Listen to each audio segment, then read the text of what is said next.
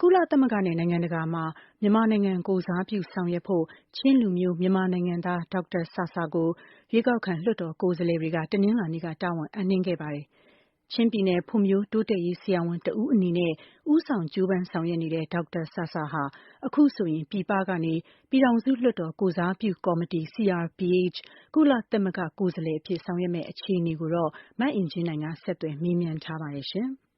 ထောင်စုလွှတ်တော်ကိုစားပြုကော်မတီကနေပြီးတော့ဒီကုလသမဂ္ဂဆိုင်ရာအထူးကိုယ်စားလှယ်ဖြစ်ပေါ့နော်ခန့်အပ်လိုက်တဲ့အခါမှာဆရာအခုစပြီးတော့လှုပ်ဆောင်ရမယ့်အခြေအနေတွေကိုပြောပြပါအောင်ရှင်ပထမဆိုတော့ကျွန်တော်တို့မြန်မာနိုင်ငံပြည်သူလူထုကဒီနွေဘာလရှိရဲ့2020ရွေးကောက်ပွဲမှာကျေလောက်စွာနဲ့ဒီမိုကရေစီစာချီစာနှုန်းနဲ့ညီတဲ့သူတို့အတွက်ကိုစားပြုမဲ့ကိုယ်စားလှယ်တွေကိုရွေးထားပြီးတာဖြစ်ပါတယ်ဆိုတော့ကျွန်တော်တို့အဲ့ဒီရွေးကောင်းခံ democratically elected by the people of Myanmar for the people of Myanmar သူတို့ကိုကျွန်တော်ကအဆွဲကိုစူးစမ်းပြီးတော့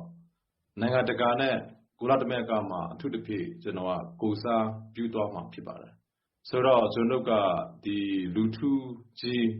54တရှိတဲ့လူထုကဒီကိုယ်စားလှယ်400ကျော်ကိုအယုံကြည်ပြီးတော့သူတို့ရဲ့ကိုစားကို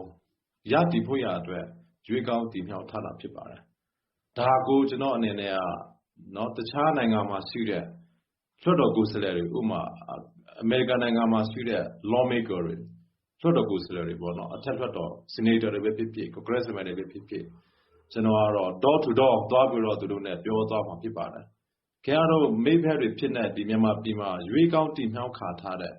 မြန်မာပြည်သူလူထုကြီးကရွေးကောင်းတည်မြောက်ခါထားတဲ့ကိုယ်စားလှယ်တွေကိုဒီဖက်အမေရိကန်နိုင်ငံမှာရွေးကောင်းတည်မြောက်ထားတဲ့ဒီမိုကရေစီစနစ်နဲ့ရွေးကောင်းတည်မြောက်ထားတဲ့ကိုယ်စားလှယ်တွေနဲ့အတူအလုပ်လုပ်ပါသူတို့ကိုအတိအမှပြုပါဆိုတာကျွန်တော်တို့ကတောင်းဆိုသွားမှာဖြစ်ပါတယ်ထို့နည်းတူပဲကျွန်တော်ဒီအင်္ဂလန်နိုင်ငံရဲ့လွှတ်တော်အမတ်တွေလည်းကျွန်တော်ပြောထားပါပြီเนาะလွှတ်တော်ဥက္ကဋ္ဌနဲ့လည်းကျွန်တော်စကားပြောပြီးဖြစ်ပါတယ်ဆိုတော့ကျွန်တော်ဟာအဲ့လိုနဲ့အတိအမှပြုခြင်းကိုနိုင်ငံတကာမှာကျွန်တော်ဟာကုလကမှာတစ်စစ်နော်ရယူသွားတော့ပထမအချက်တော့လုံးသွားဖို့ရှိပါတယ်တစ်ဖက်မှာလည်းကုလသမဂ္ဂမှာကမြန်မာနိုင်ငံဆိုင်ရာတန်ကိုယ်စားလှယ်တွေရှိနေတဲ့ခါကျတော့အခုလိုပြည်ထောင်စုလွှတ်တော်ကိုစားပြုကော်မတီဘက်ကလည်းဒီမြန်မာနိုင်ငံဆိုင်ရာအခုလိုဒေါက်တာဆာဆာကိုသူတို့ကိုယ်စားလှယ်အနေနဲ့ထားတဲ့ခါကျတော့ကုလသမဂ္ဂကဘယ်လိုအတိအမှတ်ပြုမယ်လို့ထင်လဲရှင်ဒါတော့သူတို့အတိအမှတ်ပြုတယ်ဖြစ်စေမပြုတယ်ဖြစ်စေကျွန်တော်ကတော့မြန်မာပြည်သူလူထုအတိအမှတ်ပြုတယ်ဒါကတော့ပဲကျွန်တော်လုပ်ချင်တယ်မြန်မာပြည်သူလူထုကအတိအမှတ်ပြုပြီဆိုတော့ကြာတာတော့ကိစ္စမရှိပါဘူးဒါကတော့ကျွန်တော်ဟာနဲ့ကျွန်တော်သွားမယ်နိလာနေအများကြီးရှိတယ်နိဗျာတွေဆွဲပြီးပြီ strategy တွေဆွဲပြီးပြီကျွန်တော်တက်ဆိုင်ရာကုလသမဂ္ဂလူကြီးတွေနဲ့လည်းအများကြီးစကားပြောပြီးပြီကျွန်တော်တို့ကဒိုယိုတာဝန်နဲ့မလုပ်ပါဘူးဒါကြောင့်မလို့ကျွန်တော်ကမြန်မာပြည်ရဲ့ပြည်သူလူထုကကျွန်တော်ကိုသူတို့ရဲ့ကိုယ်စားလှယ်အဖြစ်နဲ့အတိအမှတ်ပြုထားသလိုသူတို့ရွေးကောက်တင်မြှောက်ထားတဲ့လွှတ်တော်အမတ်ပြည်ထောင်စုလွှတ်တော်အမတ်400ကျော်ကနော်အတိအမှတ်ပြုပြီဆိုတော့ကျွန်တော်မှလိုလောက်ပါပြီကုလသမဂ္ဂဘက်ကဒီမြန်မာစစ်ကောင်စီခုဖြစ်လာတာပေါ့နော်သူတို့အာဏာသိမ်းပြီးဖွဲ့လိုက်တော့သူတို့အခေါ်ကြတော့ဒီမြန်မာစစ်အုပ်ချုပ်ရေးကောင်စီပေါ့နော်အဲ့ဒီစစ်ကောင်စီကိုဒီကုလသမဂ္ဂတို့နိုင်ငံတကာတို့ဘက်ကအတိအမှတ်ပြုသလားမပြုသလားဆိုတဲ့အခြေအနေရောဘယ်လိုမြင်ရလဲရှင်ဒါကတော့ကဘာကကျေလောက်ဆိုတာပြောပြီလေကဘာမှာဒီမိုကရေစီနိုင်ငံတစ်ခုလုံးကဒီစစ်ကောင်စီကိုအတိအမှတ်ပြုတယ်ဆိုတာတစ်ခုမှဘယ်နိုင်ငံမှမရှိပါဘူးအတိအမှတ်မပြုလို့ရှိလို့ဒါကပိတ်ဆို့မှုတွေကိုလည်းစစ်ကောင်စီအဖွဲ့ဝင်တွေကိုလုံနေတာဖြစ်ပါတယ်ဒါကြောင့်မလို့ဘယ်နိုင်ငံပဲဆိုရမှာနောက်ဆုံးပြောရတော့တရုတ်နိုင်ငံတောင်မှသူတို့ပြောပြီလေဒါဒီလိုမျိုးကိုကျွန်တော်ဟာမြင်ချတာမဟုတ်ဘူးဆိုပြီးတော့တရုတ်တောင်မှနော်ပါစဖွင့်လာပြောလာပြီလေပြောချင်တာကတော့ဟိုတို့ကတိတ်မပြောတဲ့အင်းကြီးပေါ့နော်ဆိုတော့အခုကတော့နော်စစ်ကောင်စီကအဖွဲ့တွေလည်းနားလည်းတိပြီလို့ထင်တယ်ဆိုတော့ဒီလိုနဲ့တွေးထွဲချင်းတွေပါတယ်အဆိုးဆိုးဝါးဝါမဖြစ်ခင်မှာစစ်ကောင်စီတွေကလည်းပြန်လဲတုတ်တာပြီးတော့ပြန်လဲစစ်စားတင်တယ်သူတို့ကအမှားကြီးကိုမှားခဲ့ပြီအခုဆိုတော့လူထုကအိမ်မှာမရှိတော့လူထုကလားပေါ်မှာရောက်နေပြီဆိုတော့ဒါဟာတကယ်အန္တရာယ်လည်းများသလိုပြည်သူလူထုအတွက်လည်းအန္တရာယ်များသလိုနိုင်ငံဝန်ထမ်းတွေအတွက်လည်းအန္တရာယ်အကြီးကြီးကျယ်ကျယ်ရှိနေသလိုအဲ့လိုစစ်ကောင်စီတွေအတွက်လည်းတ မိုက်ကဒါနော်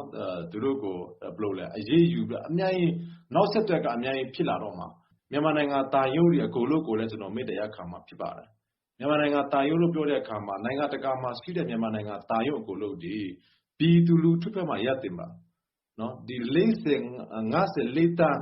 ပြည်သူလူထုမှာရပ်တင်ပါ CDM movement ကိုတာယုတ်တိုင်းမှာလုပ်ပါဒါတော့ခင်ဗျားတို့ CDM movement ကိုလို့ဘာမှဆူဆရာမရှိပါဘူးသူတို့ကိုတော့ကျွန်တော်တို့ကသူရဲ့ကောင်ဘွဲတွေပေးတင်တယ်လေအဲ့တော့ဒီလောက်အထိတာတိရှိရှိနဲ့နိုင်ငံရဲ့အနာဂတ်ကိုကြည့်ပြီးတော့လူတဦးတယောက်ရဲ့ဟိုဘက်ကလူတစုရဲ့အနာဂတ်နဲ့နိုင်ငံသားဒီအနာဂတ်ကိုကြည့်ပြီးတော့လှုပ်သွားတယ်ဆိုတာကျွန်တော်တို့ဖက်ကလည်းနော် common sense ရှိပါတယ်ဒီဒီမိုကရေစီဆိုရတက်လာတဲ့အချိန်ကျရင်တော့သူတို့ကိုပဲကျွန်တော်ဒီမိုကရေစီစနစ်ကိုလုံချင်သူတို့ကိုပဲဥစားပေးပြီးတော့ဆက်လက်လုပ်ခါမှာပေါ့ဒါမှမဟုတ်ပဲနဲ့အခုကကျွန်တော်တို့ဒီလူထုကရွေးကောက်တင်မြှောက်ထားတဲ့ကိုယ်စားလှယ်တွေရဲ့အတာကိုထိလူရှုပြီးတော့လက်နဲ့ကိုအားကိုပြီးတော့အာဏာသိမ်းထားတဲ့အမိတ်အာဏာကိုပဲနာခံနေတဲ့ရွေးကတော့သူတို့အတွက်လည်းမကောင်းသလိုသူတို့ကလေးတွေအတွက်လည်းမကောက်ပါဘူးသူတို့အနာဂတ်အတွက်လည်းမကောက်ပါဘူးဒီနေရာမှာအခုဒီကုလသမဂ္ဂမှာဆိုလို့ရှိရင်ပေါ့နော်မြန်မာအရေးနဲ့ပတ်သက်ပြီးတော့သူတို့အရေးပေါ်အစည်းအဝေးတွေတော့တဖြည်းဖြည်းနဲ့ကျင်းပလာတယ်။ဂျနီဗာကုလသမဂ္ဂလူ့ခွင့်ရေးကောင်စီမှာလည်းမြန်မာနဲ့ပတ်သက်ပြီးအရေးပေါ်အစည်းအဝေးတွေမကြာခဏလုပ်တယ်။အခုဒီနယူးယောက်ကကုလသမဂ္ဂဌာနချုပ်မှာဆိုရင်လည်းတောက်ကြနေ့မှာသူတို့ informal meeting ပေါ့နော်မြန်မာအရေးနဲ့ပတ်သက်ပြီးသူတို့တကပိတ်စည်းဝေးတွေလုပ်ဖို့ရှိတယ်။အခုပြည်ထောင်စုလွှတ်တော်ကိုစားပြုကော်မတီကနေပြီးတော့အခုဒေါက်တာဆဆာကိုကုလသမဂ္ဂဆိုင်ရာကိုယ်စားလှယ်ဖြစ်ခန့်အပ်လိုက်ပြီဆိုတဲ့အခါကျတော့အဲ့လိုမျိုးမြန်မာအရေးနဲ့ပတ်သက်လို့ပြောရဆိုရမယ်ဆိုလို့ရှိရင်ရောဘယ်လိုအနေအထားမျိုးဖြစ်လာမလဲရှင်ဒါဒီလိုအနေအထားမှာဒေါက်တာဆဆာတို့ဘယ်လိုလှုပ်ရှားဖို့ရှိလဲဒါကတော့ကျွန်တော်ကတော့ရှိလေးပဲလေကျွန်တော်ကတော့မြန်မာပြည်ကိုလူထုကိုကျွန်တော်ကကိုစားပြုတယ်လူထုကိုကျွန်တော်ကစီအကောင်စီကိုယ်စားလှယ်မဟုတ်ပါဘူးဆိုတော့သူတို့ဟာလည်းသူတို့ဟာနဲ့သူတို့စီကောင်စီကိုယ်စားလှယ်ဖြစ်တော့ပြောပေါ့နော်ကျွန်တော်ဖက်ကလည်းကျွန်တော်ကလူထုကိုယ်စားလှယ်ပဲကျွန်တော်ကတော့ဒီလူထုကရွေးကောက်တင်မြှောက်ထားတဲ့လွှတ်တော်ကိုယ်စားလှယ်400ကျော်ရဲ့ကိုယ်စားလှယ်ပဲသူတို့ပဲကိုစားပြုမယ်ကျွန်တော်မှာ people's mandate ရှိတယ်ဒါကြောင့်မလို့ကျွန်တော်တို့ဒီsecurity council တော်၎င်းလူခွေးကောင်စီတော်၎င်းသူတို့မှာကျွန်တော်ချိတ်ဆက်စီးပြီးတာဖြစ်ပါတယ်မြန်မာနိုင်ငံဆိုင်ရာလူခွေးreporter Thomas Andrew တို့နဲ့လည်းကျွန်တော်နော်ဒီဘက်ကအများကြီးဆွေးနွေးစရာရှိပါတယ်ဆိုတော့ကျွန်တော်အနေနဲ့ဘာမှမစိုးရိမ်ပါဘူးကျွန်တော်အတိအမှပြုပြီးသားပါဒါကြောင့်မလို့ကျွန်တော်က formal meeting မှာ